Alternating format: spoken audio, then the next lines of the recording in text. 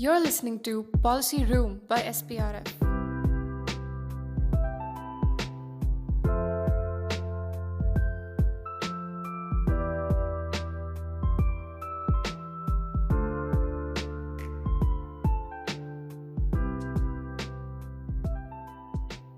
Hello and welcome to SPRF's Policy Room. Today we have a very special guest with us. Today we have Dr. Manish Kumar. Manish Kumar teaches at the Department of Economics at the Delhi School of Economics, the University of Delhi. He is a recent graduate. He has completed his PhD program from the Jawaharlal Nehru University from the Center for Economic Studies and Planning. Dr. Manish has worked extensively on agricultural value chains. His fieldwork has primarily concentrated on the states of Punjab and Bihar. So the reason we have Dr. Manish today with us on the policy room is to highlight a very important issue that has been consuming public discourse in the country over the last few months. We see that despite tremendous opposition both in the parliament and outside, the union government has recently passed 3 farm acts in the parliament. These are the Essential Commodities Amendment Act, the Farmers Empowerment and Protection Agreement on Price Assurance and Farm Services Act, and the Farming Produce, Trade and Commerce Act. Tell us a little about what these agricultural laws might entail for the farming community in India. I would ask Dr. Manish to not go into a lot of detail, but to briefly tell us what he thinks on what the implications of these farm laws might. Dr. Manish. Thanks, Nikhil, for having me here. Recently, Government of India passed 3 acts. Basically, one was amended and the rest 2 are very new. So the first is Essential Commodities Amendment Act. Original act was passed in 1955. And in this particular amendment, government excluded some specified agricultural products from the list of essential commodities, and which means, in briefly, that the hoarding of these agricultural food products would be legal now. So hoarding of agricultural products is no more illegal. So that is one thing. One example I would give. When this lockdown started in March last last year, then at many places, this wholesaler or retailer or any kind of business person started hoarding of some essential commodities to extract supernormal profit from the consumers. So just to understand the impact of this particular amendment, you can understand whatever steps that administration took during that time to stop illegal hoarding, that is no more possible after this change in the act. So if someone is hoarding rice and after some time its price goes up, then there is no tool with administration, district administration, to stop that thing. That is one very basic impact of this amendment. There is another act, which is Farmers Agreement on Price Assurance and Farm Services Act, which basically allows contract farming, and it's legally enables contract farming within a national framework. So this is, earlier there used to be a state-wise contract farming act.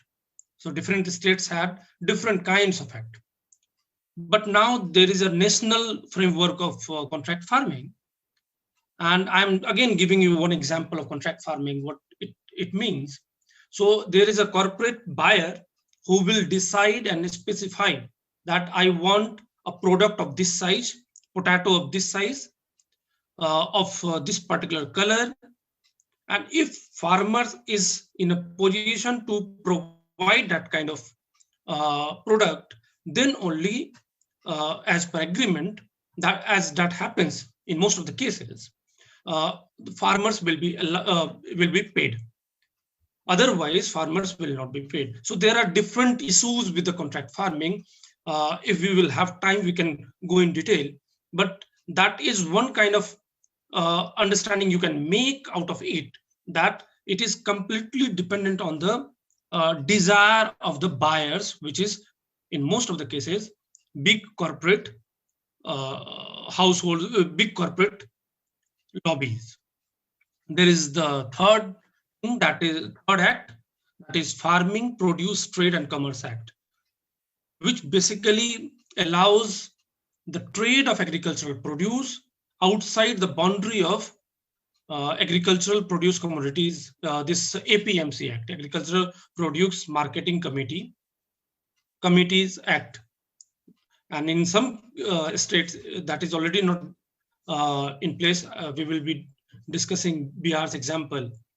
So APMC, even the trade outside APMC mandi is permissible under Farming, Produce, Trade and Commerce Act. So this is what these acts are going to do.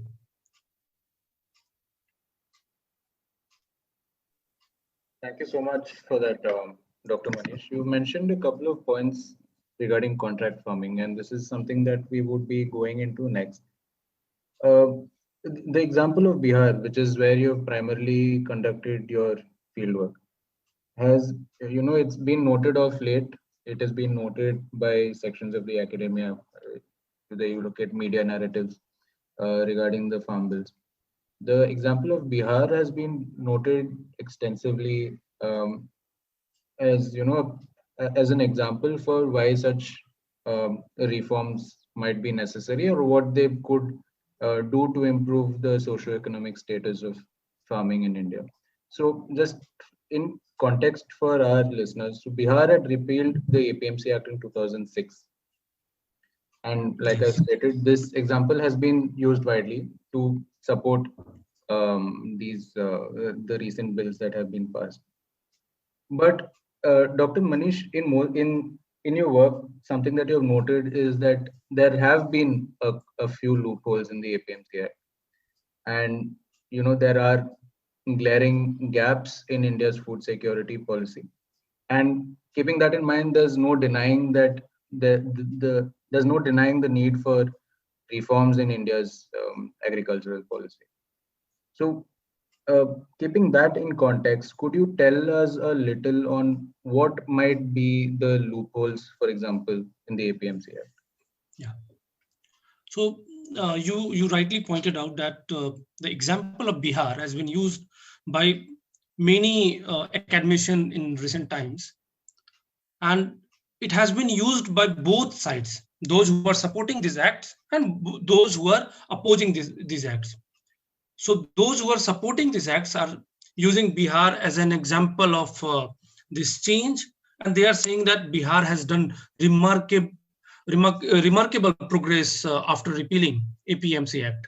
So that is their take. And this appreciation of Bihar government and this change, that is not that did not start in recent months, but it started recently after this repeal that took place under the new liberal framework. So why they decided to repeal the APMC Act? So that was the question initially. So basically, the government was required to build the infrastructure for the market and so on and so forth. So that was the background under which they were working. So now it was thought that if government will allow the private players to set up the markets, if there is no compulsion, on the area where the farmers are required to go and sell their produce, if these compulsions are not there, then there will be private buyers. They will come, they will build the market, and as a result of that, farmers will be benefited because they will have multiple options to sell their produce. And as per the economic doctrine, there is a very popular theory that if seller has multiple options available, then they can get the optimum price. That is what the idea behind these whole things. As you said that APMC Act, one can possibly argue that there are different problems with the APMC Act. For example, it is correct that in most of the cases APMC mandis are not in the vicinity of the village, for example, right? If that is the case, then it is very difficult for small and marginal farmers to sell their produce because they will have to undertake some transportation costs. And because of this economies of scale, they will finally sell that produce to someone who is a local trader or middle person. So that is one particular loopholes. But one answer to that criticism could be that if you are realizing that APMC mandis are not in the vicinity or in the village, then you should provide that mandi in the village, right? So it cannot just say that APMC is not there, then there is a flaw in APMC. But the distance, the density of the market, etc., these all are used to be the problem in case of Bihar as well. And what government said that time? Government said that we have very constant fiscal condition, and as a result of that, we are not in a position to build new markets. So that's why we are inviting private players.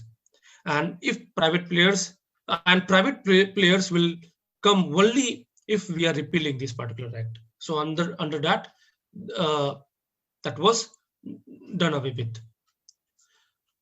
It is also visualized in many cases that the sale in market or this APMC marketing committees are more favorable to large farmers. That is another one different. If you will go through some of the data which has been published at various platforms, if you want, I can also share with you later.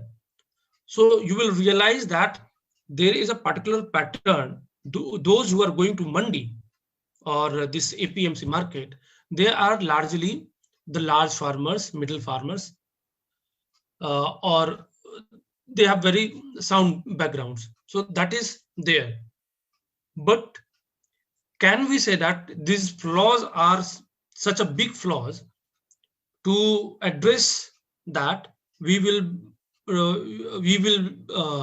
had this compulsion to repeal this act.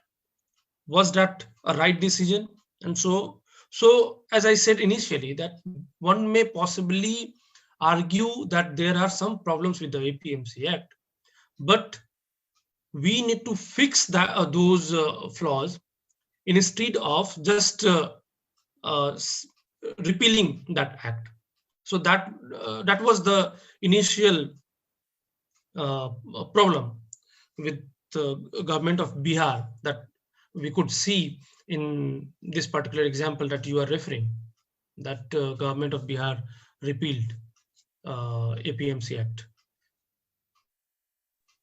Thank you, Dr. Manish. Just going back again to the question on APMC, something that you've also noted is the density or lack thereof of markets for buying and selling of agricultural goods. So, like we have noted, like most of your fieldwork also has been conducted in the state. What has been your experience post the repeal of the APMC Act in 2006? Was there any dramatic increase in the density of agricultural markets that you saw, or and that is one aspect of my question. The second aspect, just picking off again on something that you just mentioned, is, and this is something that you worked extensively in your research, is that you have noted the asymmetry in power dynamics between say a farmer and other actors in the agricultural value chain. So just highlighting these two aspects, could you go into a little more detail for our audience? Let me take your second question first. Regarding this power asymmetry, whether it is Agricultural Produce Market Committee Act, whether it is contract farming or anything else. Before going into those details, we need to understand the relationship between farmers and the other actors in this value system, this whole agricultural value system, where at one hand you have farmers and on the other hand you have traders, processing agencies, processing units, procurement agencies, etc. So that is what you have. This agricultural value system is nothing but the interaction of these two sections, agriculture and non-agriculture section. When we are talking about their interaction, they are interacting with their inherited power position as well. So when farmer is coming into the market, there are several socio-economic compulsions with those farmers. So you would have heard that farmers are always in hurry to sell their produce after harvest. Why? In some cases, there are some compulsion to repay loan. In some cases, you will find that there are some rituals, marriage ceremony, etc. For that, they need liquid money, etc. So this kind of socio-economic compulsion of the farmers forces farmer to sell their produce immediately after the harvest. And that makes their position weaker. That is one thing. The second thing, that is also mentioned in very good book, Theories of Surplus Value. In that particular book, volume 2, you will find that Marx has identified the difference between manufacturing sector and agriculture sector. In manufacturing, if you want to increase the output, for example, if you are working in a factory and if you are owner of the factory and you want to increase the output, then you will increase the number of labor supply. That you can do, and accordingly, there would be some increase. I'm just talking crudely on that. There are some economies of scale as well there, but that possibility is there. So to generate surplus from manufacturing activities, if you are increasing number of labor power, there you can do that. But in case of agriculture, after sowing seed, you need some time, and which is not in your hand, right? And I'm not talking about very advanced condition of agriculture, where under some greenhouse technology, etc., you can reduce the timing of for cropping, etc. That possibility is there, but we are not using those kind of technology right now. So after sowing particular seed, you need some time, and that is beyond your control. So whatever amount of labor you put, it will take, if there is a period of 90 days to mature one particular crop, there is no other way to decrease that time, right? So these kinds of constraints are there.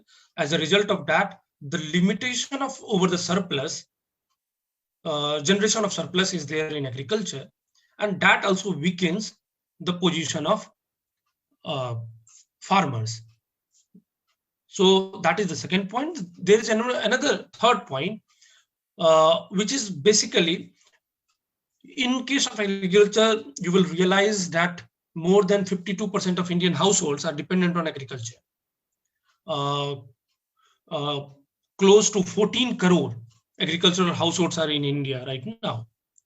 And because of that, because the number of seller of agricultural produce is very large, this market, agricultural market, is primarily demand determined. So demand side actually prevails, that decides the price in case of agricultural produce. So these kind of conditions are there, which actually weakens structurally the position, power position of the farmers in case of any trade between agricultural and non-agricultural segment of the agricultural value system. So when we are talking about different alternatives, whether it is a PMC or a government regulated market, whether it is contract farming, which is primarily corporate controlled market system. So in all those things, our background should be built on this precondition with this notion or this understanding that there is existing a structural power asymmetry in the agricultural value system in which farmers are weaker than the other actors of the value system. And that is what we are missing currently in the entire debate of these three acts. So when we are talking about contract farming, which is agricultural value systems, which is led by corporate. So we all know very well that all corporate bodies are interested in profit, and they will try their best to extract maximum profit, and that is the sign of their success, right? So in order to do that, there is already a structural power asymmetry which will work in their favor. And that is why there is a need for some kind of support to the farming communities. And that is why it is needed that farmers should be protected by the government. And here the guarantee of price is very much important, which can be protected only if there is some kind of legislation in favor of the farmers. So that was the second part of this thing. Let me give you one example. That was your first question from Bihar. So when I was visiting for my field work in Rohtas district of Bihar, this was year 2018, and APMC Act was not there. So there was no compulsion for farmers to go to a mandi, or there was no compulsion for rice mill owner to go to mandi to buy, APMC mandi to buy paddy. So I was primarily looking at paddy. So a rice mill had their own procurers. They are setting several procurement centers. Rice mill owners are the sole authority in that particular case to decide the quality of grain. And accordingly, they were fixing the price. So the farmers had no say in deciding the price, and farmers had no role to play in deciding the quality parameters. So on the basis of quality parameters, they were paid. So this is what the situation in Bihar that came into existence after this APMC thing. So just imagine a situation where this thing, what would be the condition when this small rice mill is replaced with the big corporate lobby, big corporate. So the situation of the farmer would be even worse in that condition, because there would not be any say of the farmers. And above all, as in these acts, it is also said that if there is any dispute between farmer and buyer or this corporate, then they could not approach they could not approach the court, but they will approach SDM, sub-district magistrate, and so forth. So even if they could approach court and for some kind of dispute settlement, the position of farmers are not that much at par with the corporate that they could fight in this kind of legal system. We all are very much aware of the legal system of our country, where it takes a lot of money for anyone to approach the court and get the justice. So I'm just saying loosely, not to be misquoted, but this is the situation where farmers are very much in a weaker position, and that is very much evident in case of Bihar as well, which you referring. It's interesting that you've noted this, Dr. Manish, and particularly with respect to India, I mean, the agricultural sector isn't an homogeneous one, and with respect to the protests also that we see, we and often resorted to a refrain, is that this is only a particular section of farmers, the well-to-do farmers who are coming out in protest. Keeping that in No, mind, let me just, if I'm allowed, you are saying about this farming is not homogeneous, even in a particular state. I was talking about Bihar. Even in Bihar, you will realize a different situation in the north part of the state and south part of the state. The situation are very much different there. So let me just give you one more example from Bihar. For my field work only, I was doing a survey in Katihar district. That is, and when I was doing the survey, before that year, this district was entirely flood affected, and only a few amount of the crop was saved, and which they could sell in the market later on. So what I realized, that farmers were facing the entire risk. Farmers were affected by the flood. Government provided some kind of compensation, but even after that compensation, the farmers had to undertake losses. So they had negative returns from this entire business, this cultivation. But from the same produce, whatever amount they could save and sell in the market, from the same produce, local private traders, wholesalers of the paddy, rice mill, then retailers of the rice.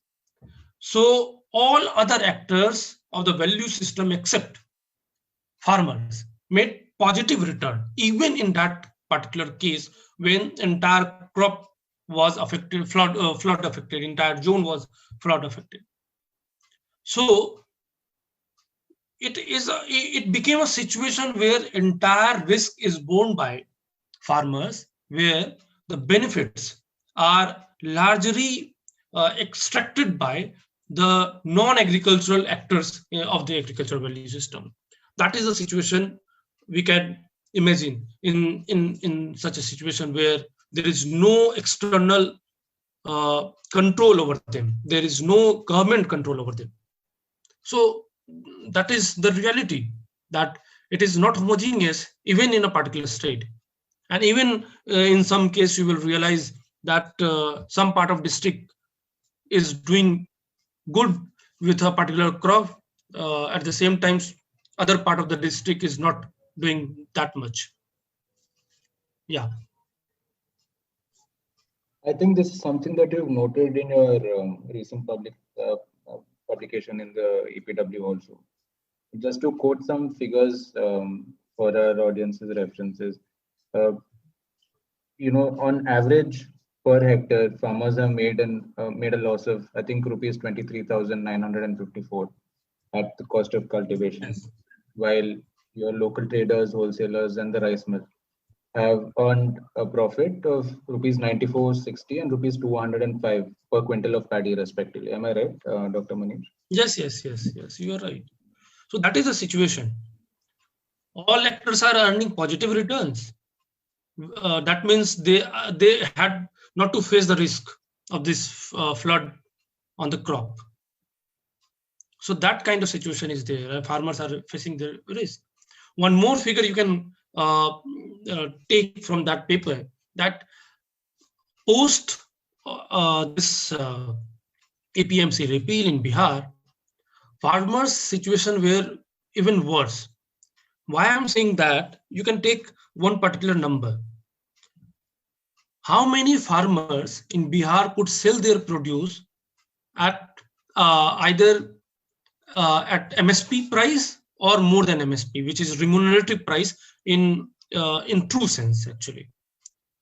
So in case of Bihar, we have a figure from 2013 that 96% of Bihar paddy cultivators, Bihar paddy farmers, sold their produce at a price which was less than MSP of that time. So they could not get minimum support price. And in many cases, this minimum support price becomes maximum price when it comes to contract farming to some extent. So this entire fight about MSP, that is not in vacuum actually. So farmers are not even getting MSP. That is the minimum price, which takes into account all cost they undertake. And even after that, they have to sell their produce at lower prices. So in Bihar, it is very bad situation there.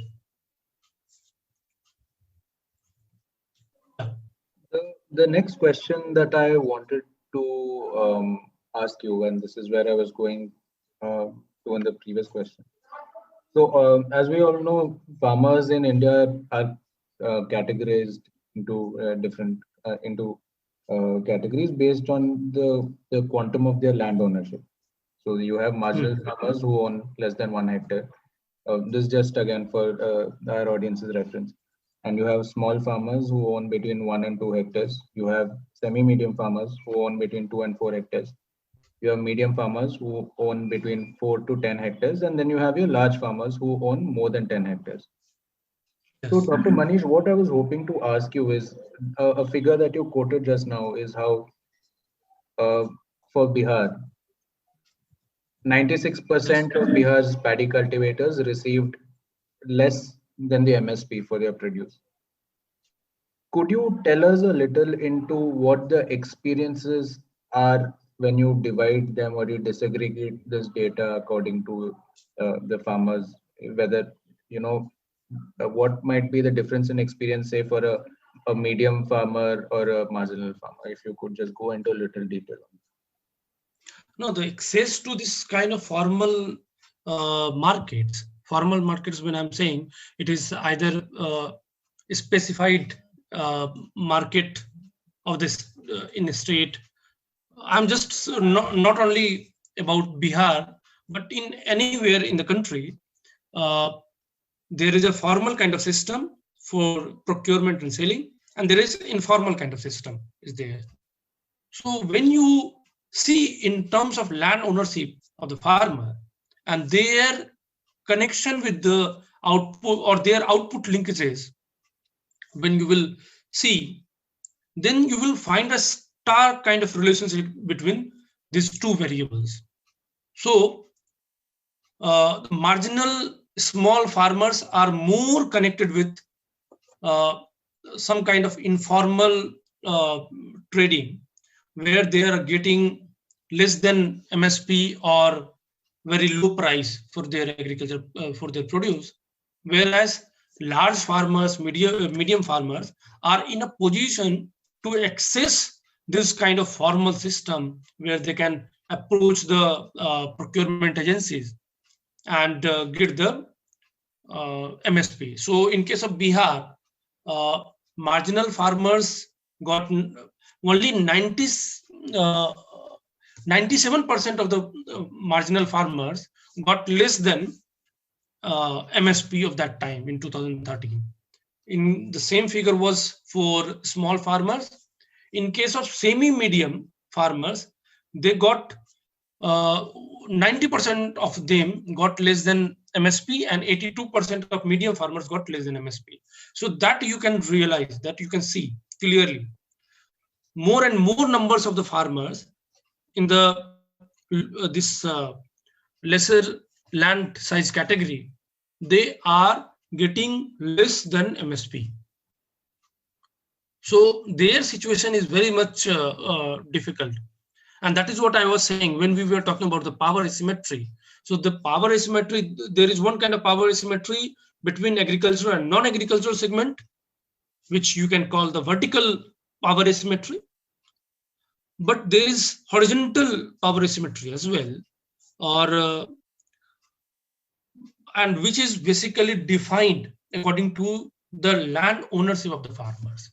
So large landholders are in a better position, better situation than the marginal farmers. One question that I missed that you asked last time, that was about the participation of farmers. They are mostly from large category and all. So when we are talking about the power asymmetry, when discussing that thing, when we are understanding that power asymmetry, then we have to realize that it is possible that their power position is better than, I'm talking about the large farmers. So the power position of the large farmers are better than the power position of marginal small farmers. But that does not mean they are also in a better situation when they are interacting with the non-agricultural segments. So there is a structural power asymmetry that works against the agricultural part of the agricultural value system, the farmers of the agricultural value system. So that is always there. So we should not we have to think this situation in a very clear fashion. And we have to make this argument very clearly that it is possible that small and marginal farmers are worse than, in a worse position than the large farmers, but that does not mean large farmers are doing very great. Let me give you just one figure. In case of Punjab, which is generally considered as a land of big landowners, big farmers, and so on and so forth. But even in that particular case, you will realize that average income is close to 18,000, which is not even a monthly salary of a very lower rank government official, peon or something. I am not aware of the salary of them, but the earning of farmers are not that much that you can claim that they are earning very supernormal profit. Their structural positions are not favoring them to earn this supernatural profit. And especially in a case when even the MSP price, which is very disputed, there is a, whether it is cost plus 50% or not, we can debate on that as well. So it is very wrong to say that they are very well-to-do. That is not the case. If you will see in a comparative sense from the other segment of the society.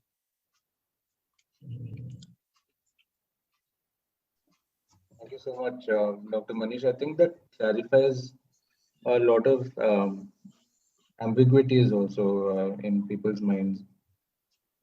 Lastly, coming to our last question, I beg your pardon, is the general debate and discussion or the public discourse around food security in India.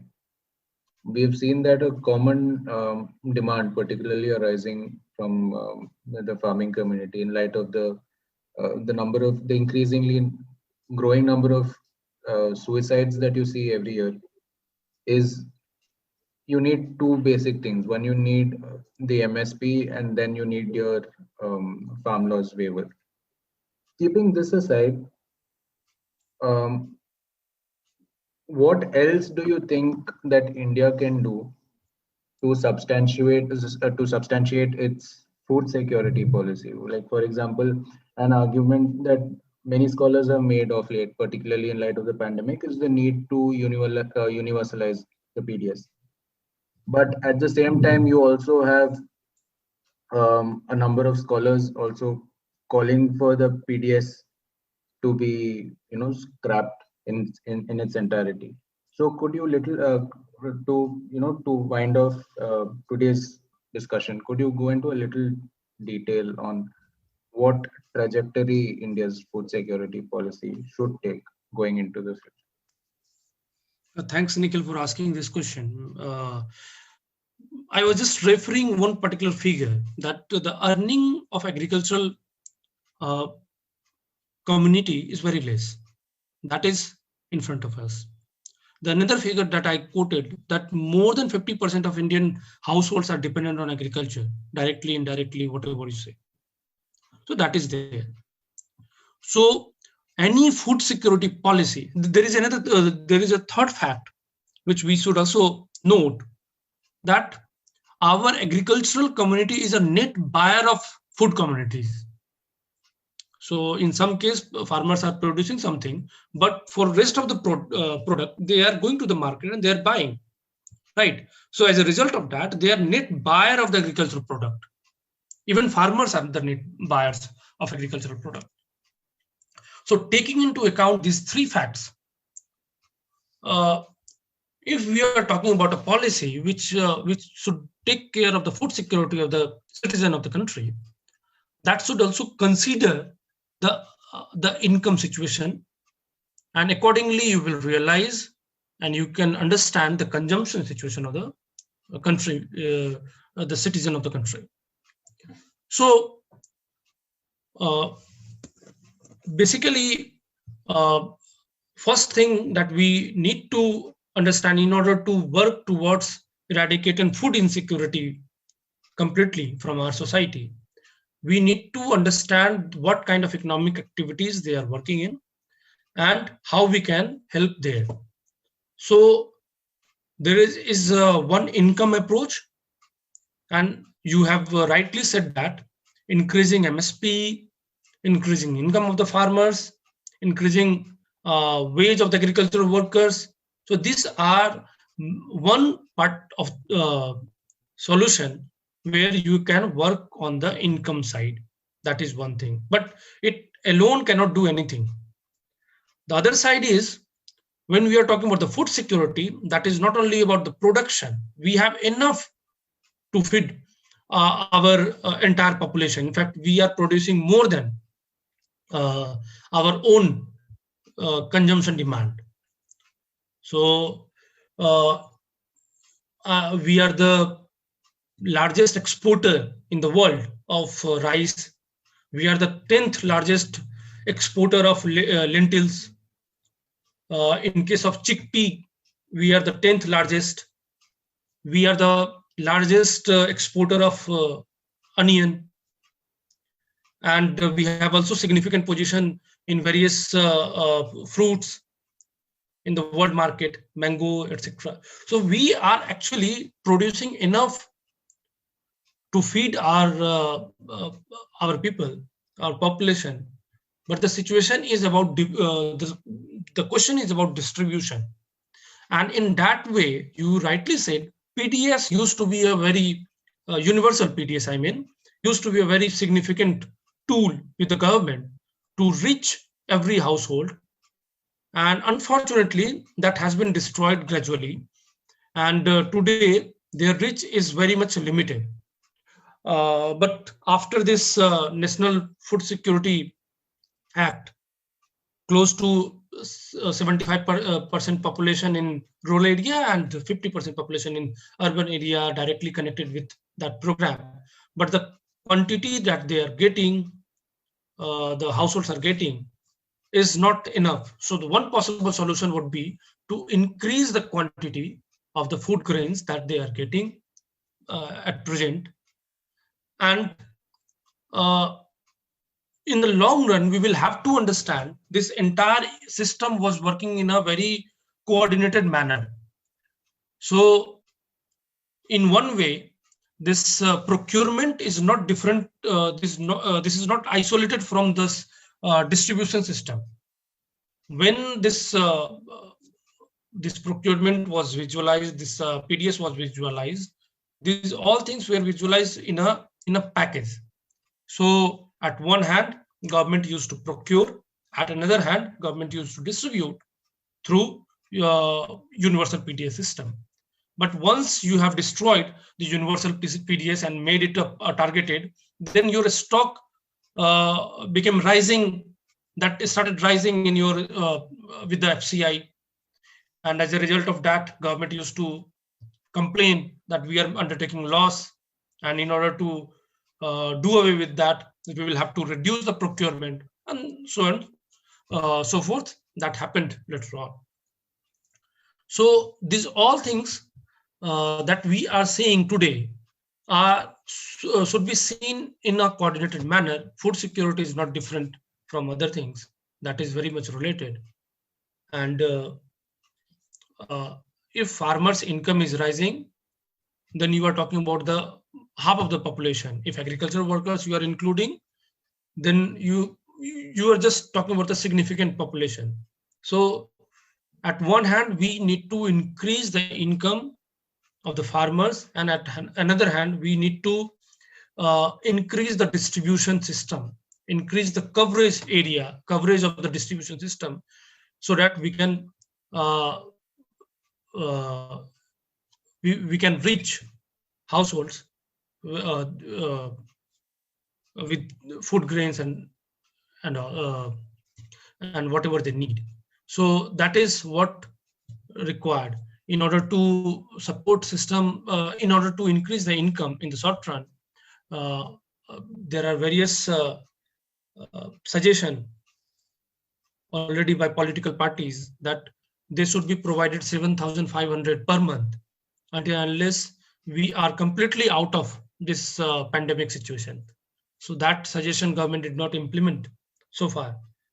And even in this budget, it was expected that government would provide some kind of direct cash transfer for some months at least, but nothing happened of that sort.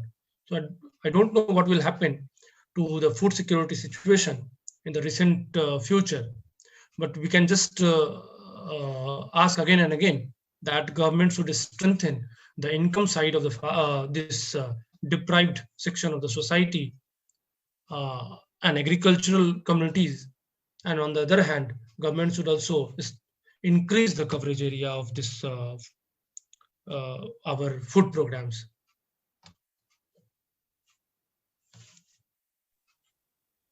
Thank you so much for taking the time to talk to us today, Dr. Manish. Thank you, Nikhil. Your insights, I'm sure, would be really helpful for us to contextualize the recent debate around food security in India. For our audience, if you would like to get a little more perspective on some of the issues that we spoke about today, I would urge you to take a read of, to read through Dr. Manish Kumar's a recent article in the Economic and Political Weekly titled The Government's Retreat from Agricultural Policy Experiences from Bihar. And around the general debate on food security and the PDS in India, SPRF also has a piece that is out on our website titled Food Insecurity in India, Evaluating the Case for Direct Benefit Transfer. So with that, I'll close today's episode of the Policy Room. Thank you so much, Dr. Manish, again. And thank you so much to our audience. Thank you. Thank you.